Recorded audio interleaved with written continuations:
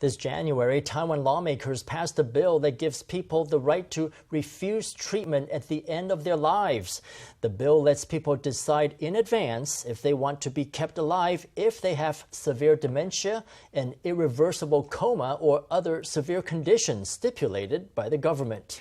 The Patient Autonomy Act is the first of its kind in Asia.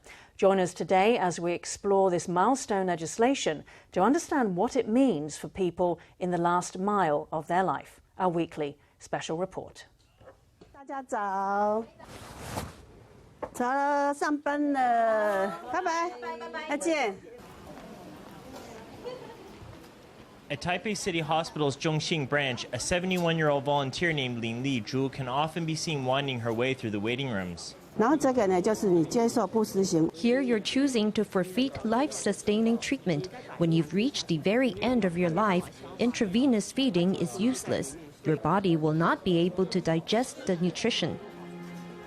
After her husband, Chen Chih-ming, passed away, Lin began volunteering here at the hospital. This is where her husband learned he had cancer, where he fought the disease, and where he spent his final moments. It is also where Lin, for the very first time, learned of her husband's views on life and death. 我先生是自己要放弃治疗的。 My husband was the one who wanted to give up treatment. He said to me, "From this moment on, I no longer want treatment. Don't tell me to take my medicine or to do this or that." Lin's husband made this decision while he was still mentally capable. Most patients are unable to speak for themselves when the time comes. 我们现在容许被抉择的时间。 The window of opportunity for making the decision can be extremely small. There are even situations where a patient is rushed to the emergency room and the medical team will ask right then and there, "Do you want to be resuscitated or not?" In reality, this critical decision has to be made in 1 or 2 minutes. 很多家属大概都会遵循这个建议。 Many families will respect doctors' advice, which is essentially to follow the standard medical routine and treat the patient up until the end. If the patient says they have trouble breathing, the doctor might insert a tube. If the heart is failing, they might install an ECMO device. Some patients are strapped to machines for kidney or liver dialysis. Feeding tubes and urinary catheters may even be attached too. In 2019, the Patient Autonomy Act came into effect, offering an alternative to standard medical protocols. It gives mentally capable patients the right to refuse medical treatment.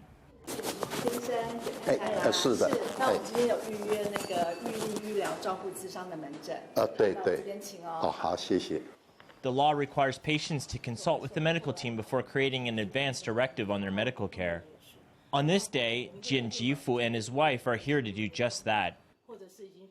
你可以发现说，我们这个意愿书，其实它所谓的那个就是。 You'll see that this form uses the phrase "do not."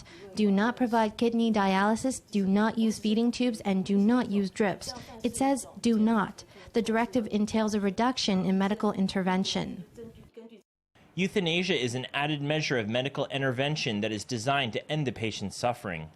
In contrast, the Patient Autonomy Act is about reducing intervention in a way that lets the patient's life come to an end. 我们每一个人都要为自己负起责任。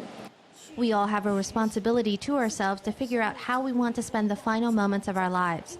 If you don't first make the decision yourself, you know who you'll be leaving this decision to? You'll be leaving it to the people you love the most. 我会觉得说，你这是送给家人一份爱的礼物。 We feel that this is a gift of love you are giving to your family. At least, it tells them your attitude toward life. It tells them what kind of medical treatment you want when you're close to the end. Advance directives can be changed by the patient at any time. But even so, fewer than 10,000 patients have made one over the past year. One reason for this reluctance is society's unwillingness to face the topic of death.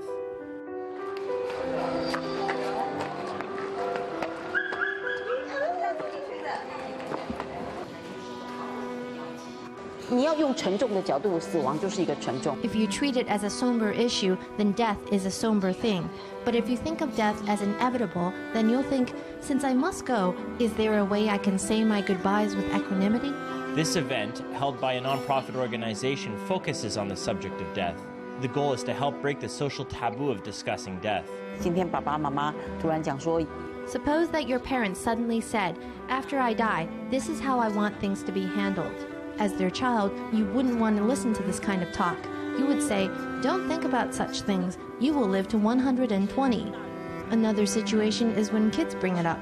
Their elders and other grown-ups say, "Why are you talking about this?" Then they scold their children. When it comes to the inevitable matter of death, many in Taiwan are like an ostrich with its head in the sand. No matter how many laws we enact, it's hard for humans to come to terms with death. When promoting the Patient Autonomy Act, we invariably end up back at the root problem. On the matter of death, if we haven't yet established a positive approach and mindset, promoting the act won't be easy. In reality, the prospect of death doesn't necessarily have to be a negative thing. No, if you realize that life is impermanent, then you realize how important it is to live in the moment. You understand the significance of living your life. Then you will be so ready to be thankful, so ready to express love. We long for dignity and freedom from pain, but it's only after coming to terms with mortality that we're able to live our last days in peace. By doing that, we give the gift of peace to our loved ones, helping them overcome their grief over losing us.